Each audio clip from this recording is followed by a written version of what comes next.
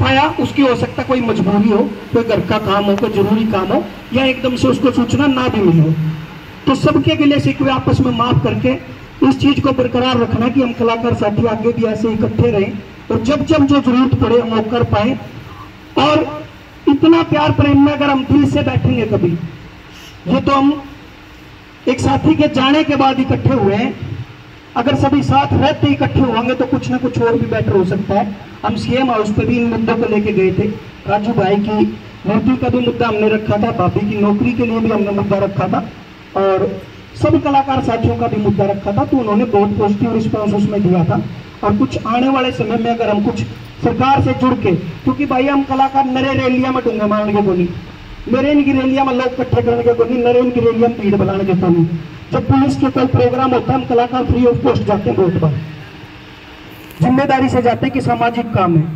चाहे वो कोई मैराथन का प्रोग्राम हो, चाहे राहगिरी का प्रोग्राम हो, या पुलिस का कोई इवेंट हो, या सरकारी किसी भी दफ्तर का कोई इवेंट हो, किसी भी अफसर का इवेंट हो, हम करके आते हैं। तो करके आते हैं तो हम तो पूछेंगे भाई हमारे खातिर क्या कर सको, पूरी इंडस्ट्री के लिए क्या कर सकते हो। हमने एक मांग रखी थी कि हादसा पता नहीं कब क्या हो जाए, हमें एक पंचकूला में या हरियाणा में कहीं भी एक कला स्मृति के नाम से एक जगह दे दो, बिल्डिंग दे दो बना के, जिसमें हम अपने पुराने इतिहास को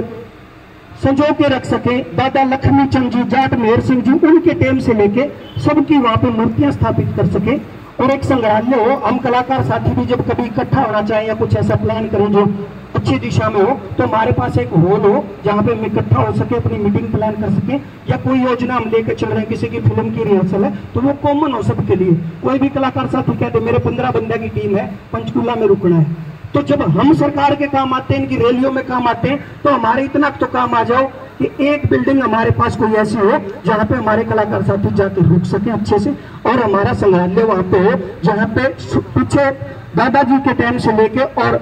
वीरेंद्र बलारा जी के और भी जो कलाकार साथी हमारे बीच से गए हैं, राजू जी की, उनकी प्रतिमा वहां पे और उनका एक पत्थर वहां पे लगा हो जिन पर उनकी पूरी इतिहास लिखा हो कि क्या क्या वो करके गए हैं हरियाणा के लिए, हरियाणवी बोली के लिए। तो ये सब मांग पर रखेंगे। जैसे ही आचार संहिता लगी हुई है उसके बाद दोबारा इस प्रपोजल को लेके हम जाएंगे कि कुछ ना कुछ बेटर हरियाणवी इंडस्ट्री के लिए हो सके, और ये भी हो सके कि किसी कलाकार के साथ कुछ भी हादसा हो जाता है तो उसके पीछे एक बैकअप ऐसा हो, एक उम्मीद ऐसी हो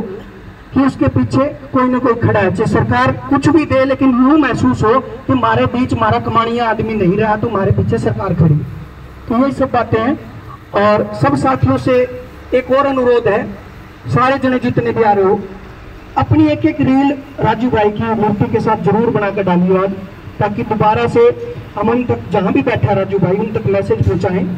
जब एक बनते इतने जने डालेंगे तो किसी न किसी की तो सुनेगा जरूर, वो कहीं भी बैठा है तो सारे जने एक एक वीडियो भी जरूर डालना। और मीडिया के साथियों से कहना चाहूंगा, जब भी आप ये वीडियो डालो राजू के बारे में, पुराना जो जहां से शुरू किया कहां तक उसने काम किया, मैं कहूं भी था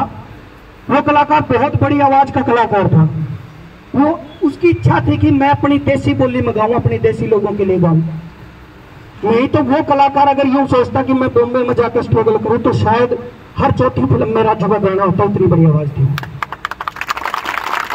तो हम उसको हमेशा मान सम्मान देंगे, उसको कभी भागने नहीं देंगे, हमेशा राजू भाई को जिंदा रखेंगे और हमेशा ऐसे ही उसकी वीडियो, उसके गाने लोग ऐसे ही सुनते रहेंगे। धन्यवाद करता हूँ सबका। मैं 2 शब्द रमेश भाई आप जरूर प्लीज।